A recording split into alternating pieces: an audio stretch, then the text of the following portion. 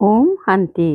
আজি 26/12/2024 বৰ্ষৰ প্ৰাতঃ মুৰলী ওম শান্তি বাপ-দাদা মধুবন। আজি বাবাই কৈছে, মৰমৰ সন্তানসকল, তোমালোকে এতিয়া পাঠ পঢ়ি আছা। এয়া হৈছে পতিতৰ পৰা পাৱন হোৱাৰ পাঠ। তোমালোকে এয়া পঢ়িব আৰু পঢ়াব লাগে। প্ৰশ্ন: জগতত কোনটো জ্ঞান থকা স্বত্বেও অজ্ঞান অন্ধকাৰত আছে? উত্তৰ: মায়াৰ জ্ঞান, যাৰ দ্বাৰা বিনাশ হয়। চন্দ্ৰলৈকে যায়, এই জ্ঞান বহুত আছে, কিন্তু নতুন সৃষ্টি আৰু পুৰণি সৃষ্টিৰ কাৰো জ্ঞান নাই। সকলো অজ্ঞান অন্ধকাৰত আছে। সকলো জ্ঞান নেত্ৰৰ ফালৰ পৰা অন্ধ। তোমালোকে এতিয়া জ্ঞানৰ তৃতীয় নেত্ৰ পাইছা। তোমালোক জ্ঞানৱান সন্তানসকলে জানা যে তেওঁলোকৰ মগজত বিনাশৰ খেয়াল আছে, তোমালোকৰ বুদ্ধিত স্থাপনাৰ খেয়াল আছে। ওম শান্তি। পিতাই এই শৰীৰৰ দ্বাৰা বুজায়, এওঁক জীৱ বুলি কোৱা হয়। এওঁৰ শৰীৰত আত্মাও আছে আৰু মই ইয়াতে আহি বহোঁ। এইটো প্ৰথমে দৃঢ় হোৱা উচিত। এওঁক দাদা বুলি কোৱা হয়। এইটো নিশ্চয়তা সন্তানসকলৰ অতি দৃঢ় হোৱা উচিত। এইটো নিশ্চয়তাৰেই জ্ঞান মন্থন কৰিব লাগে। যথাযথ বাবা যাৰ শৰীৰত প্ৰৱেশ কৰিছে, সেইজন পিতাই নিজেই কয়, মই এওঁৰ বহুত জন্মৰ অন্তত আহোঁ। সন্তানসকলক বুজোৱা হৈছে, এয়া হৈছে সকলো শাস্ত্ৰৰ শিৰোমণি গীতাৰ জ্ঞান।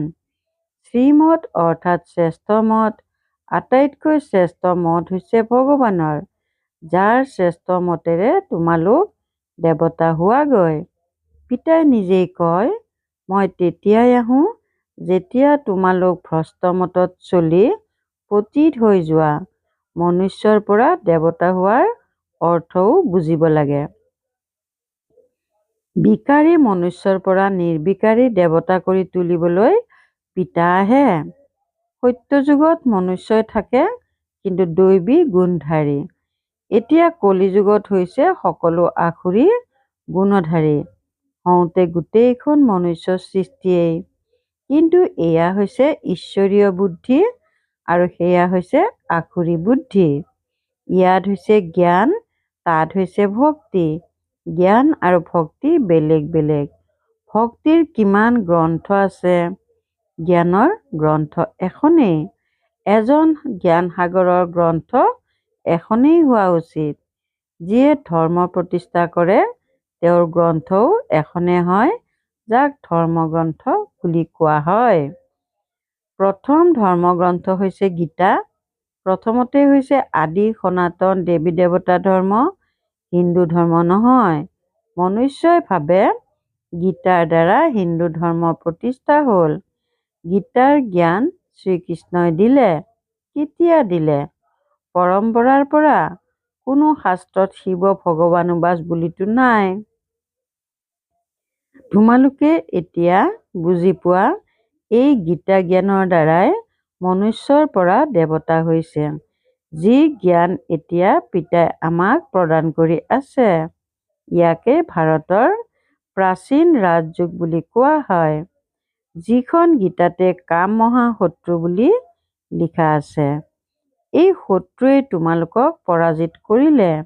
পিতাই ইয়াৰ ওপৰতে বিজয়ী কৰি জগতজিত বিশ্বৰ মালিক কৰি তোলে। বেহদৰ পিতাই বহি এওঁৰ দ্বাৰা তোমালোকক পঢ়ায়। তেওঁ হৈছে সকলো আত্মাৰ পিতা। এওঁ আকৌ হৈছে সকলো মনুষ্যৰ আত্মাৰ বেহদৰ পিতা। নামেই হৈছে প্ৰজাপিতা ব্ৰহ্মা। তোমালোকে কাৰোবাক সুধিব পাৰা যে ব্ৰহ্মাৰ পিতাৰ নাম কি, তেতিয়া বিবুদ্ধিত পৰিব।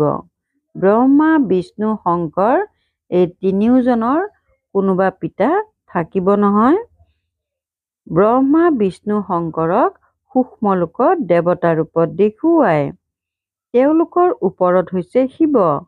সন্তানসকলে জানে, শিৱ বাবাৰ সন্তান যিসকল আত্মা আছে, সেই আত্মাসকলে শৰীৰ ধাৰণ কৰিছে। তেওঁতো সৰ্বদা নিৰাকাৰ পৰম পিতা পৰমাত্মাই হয়। আত্মাইহে শৰীৰৰ দ্বাৰা কয়, হে পৰম পিতা, কিমান সহজ কথা। ইয়াকেই কোৱা হয় উল্ফ অৰ্থাৎ আল্লাহ আৰু বে অৰ্থাৎ বাদশ্বাহীৰ পঢ়া। কোনে পঢ়ায়? গীতাৰ জ্ঞান কোনে শুনালে? শ্ৰীকৃষ্ণকতো ভগৱান বুলি কোৱা নহয়, তেওঁতো দেহধাৰী, মুকুটধাৰী। শিৱটো হৈছে নিৰাকাৰ, তেওঁতো কোনো মুকুট আদি নাই, তেওঁৱেই হৈছে জ্ঞানৰ সাগৰ। পিতাই হৈছে বীজ, ৰূপ, চৈতন্য, তোমালোকো চৈতন্য। গোটেই বৃক্ষৰ আদি মধ্য অন্তৰ বিষয়ে তোমালোকে জানা। যদিও তোমালোক মালি নহয়, কিন্তু বুজিব পাৰা যে বীজ কেনেকৈ সিঁচা হয়, তাৰ পৰা কেনেকৈ বৃক্ষ অংকুৰিত হয়। সেয়া হৈছে জড়, এয়া হৈছে চৈতন্য। আত্মাক চৈতন্য বুলি কোৱা হয়। তোমালোক আত্মাসকলৰে জ্ঞান আছে আৰু কোনো আত্মাৰ জ্ঞান থাকিব নোৱাৰে। গতিকে পিতা হৈছে চৈতন্য, মনুষ্য সৃষ্টিৰ বীজ ৰূপ। এয়া হৈছে চৈতন্য ৰচনা। সেয়া সকলো হৈছে জড় বীজ। এনেকুৱা নহয় যে জড় বীজত জ্ঞান আছে। এওঁটো হৈছে চৈতন্য বীজ ৰূপ। এওঁৰ গোটেই সৃষ্টিৰ জ্ঞান আছে। বৃক্ষৰ উৎপত্তি, প্ৰতিপালন আৰু বিনাশৰ গোটেই জ্ঞান আছে। আকৌ নতুন বৃক্ষ কেনেকৈ অংকুৰিত হয়, সেয়া হৈছে গুপ্ত। তোমালোকে জ্ঞানো গুপ্তভাৱে পোৱা। পিতাও গুপ্ত ৰূপত আহিছে। তোমালোকে জানা যে এয়া পুলি ৰোপণ কৰি থকা হৈছে। এতিয়াতো সকলো পতিত হৈ গৈছে। বাৰু, বীজৰ পৰা প্ৰথম পাতখিলা ওলাল, সেয়া কোন আছিল? সত্যযুগৰ প্ৰথম পাতখিলা শ্ৰীকৃষ্ণকেই কোৱা হ'ব। লক্ষ্মীনাৰায়ণকতো কোৱা নহ'ব। নতুন পাত সৰু হয়, পাছত ডাঙৰ হয়। তেন্তে এই বীজৰ কিমান মহিমা? এয়াতো চৈতন্য হয় নহয়। যদিও আন আন পাতো ওলায়, ক্ৰমান্বয়ে সিহঁতৰ মহিমা কম হৈ যায়। এতিয়া তোমালোক দেৱতা হৈ আছা, গতিকে মূল কথা হৈছে আমি দৈবী গুণ ধাৰণ কৰিব লাগে। এওঁলোকৰ অৰ্থাৎ লক্ষ্মীনাৰায়ণৰ দৰে হ'ব লাগে। চিত্ৰও আছে। এই চিত্ৰবোৰ নাথাকিলে বুদ্ধিত জ্ঞান কেনেকৈ উদয় হ'লহেঁতেন? এই চিত্ৰবোৰ বহুত কামত আহে।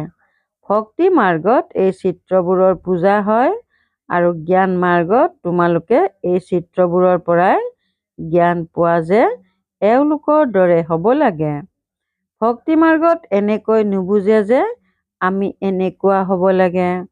ভক্তি মাৰ্গত মন্দিৰ আদি কিমান নিৰ্মাণ কৰে, সকলোতকৈ বেছি মন্দিৰ কাৰ হ'ব? নিশ্চয় শিৱ বাবাৰ হ'ব। তাৰ পাছত আকৌ ৰচনাৰ হ'ব। প্ৰথম ৰচনা হৈছে এই লক্ষ্মীনাৰায়ণ, গতিকে শিৱৰ পাছত এওঁলোকৰ পূজা আটাইতকৈ বেছি হ'ব। মাতাসকল, যিসকলে জ্ঞান দিয়ে তেওঁলোকৰ নহয়, তেওঁলোকেতো পঢ়ে। তোমালোকৰ পূজা এতিয়া নহয়, কিয়নো তোমালোকে এতিয়া পঢ়ি আছা। যেতিয়া তোমালোকে পঢ়ি শেষ কৰিবা আৰু এই শিক্ষাৰ প্ৰয়োজন নাথাকিব, তেতিয়া পূজা হ'ব। এতিয়া তোমালোক দেৱী দেৱতা হোৱা। সত্যযুগত জানো পিতা পঢ়াবলৈ যাব? তাত এনেকুৱা পঢ়া জানো থাকিব? এই পঢ়া হৈছে পতিতক পাৱন কৰি তুলিবলৈ। তোমালোকে জানা আমাক যিয়ে এনেকুৱা কৰি তোলে, তেওঁৰ পূজা হ'ব। তাৰ পাছত আমাৰো পূজা ক্ৰমানুসৰি হ'ব। আকৌ অধপতিত হৈ পাঁচ তত্ত্বৰো পূজা কৰিবলৈ লাগি যায়। পাঁচ তত্ত্বৰ পূজা মানে পতিত শৰীৰৰ পূজা। বুদ্ধিত এইটো জ্ঞান আছে যে এই লক্ষ্মীনাৰায়ণৰ গোটেই সৃষ্টিত ৰাজ্য আছিল। এই দেৱী দেৱতাসকলে ৰাজ্য কেনেকৈ আৰু কেতিয়া পালে, এয়া কোনেও নাজানে। লাখ লাখ বছৰ বুলি কৈ দিয়ে। লাখ লাখ বছৰৰ কথাটো কাৰো বুদ্ধিত ধাৰণেই হ'ব নোৱাৰে। সেয়েহে কৈ দিয়ে এয়া পৰম্পৰাগতভাৱে চলি আহিছে। এতিয়া তোমালোকে জানা দেৱী দেৱতা ধৰ্মাৱলম্বীসকল অন্য ধৰ্মলৈ ধৰ্মান্তৰ হৈ গ'ল। যিসকল ভাৰতত আছে তেওঁলোকে নিজক হিন্দু বুলি কৈ দিয়ে, কিয়নো পতিত হোৱা বাবে দেৱী দেৱতা বুলি ক'লে শোভা নাপায়। কিন্তু মনুষ্যৰ জ্ঞানী বা ক'ত? দেৱী দেৱতাসকলতকৈও উচ্চ শিৰোনাম নিজৰ নামত লগাই দিয়ে। পাৱন দেৱী দেৱতাসকলৰ পূজা কৰি মূৰ দোৱাই থাকে, কিন্তু নিজক জানো পতিত বুলি ভাবে? ভাৰতত বিশেষকৈ কন্যাসকলক কিমান নমন কৰে, কুমাৰসকলক ইমান নকৰে। পুৰুষতকৈ মহিলাক বেছিকৈ নমন কৰে, কিয়নো এই সময়ত জ্ঞান অমৃত প্ৰথমে এই মাতাসকলে পায়।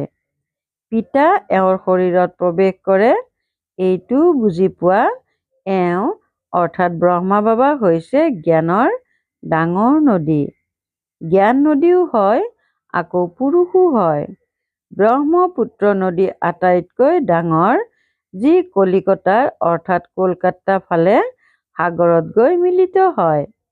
মেলাও তাতেই হয়, কিন্তু তেওঁলোকে এইটো নাজানে যে এয়া হৈছে আত্মা আৰু পৰমাত্মাৰ মেলা। সেয়াটো হৈছে পানীৰ নদী, যাৰ নাম ব্ৰহ্মপুত্ৰ ৰাখিছে। তেওঁলোকেতো ব্ৰহ্মক ঈশ্বৰ বুলি কৈ দিয়ে, সেইকাৰণে ব্ৰহ্মপুত্ৰক পাৱন বুলি ভাবে। বাস্তৱত গংগাক পতিত পাৱন বুলি কোৱা নহয়। ইয়াত সাগৰ আৰু ব্ৰহ্মা নদীৰ মিলন হয়। পিতাই কয়, এওঁ মহিলাটো নহয়, যাৰ দ্বাৰা তুলি লোৱা হয়।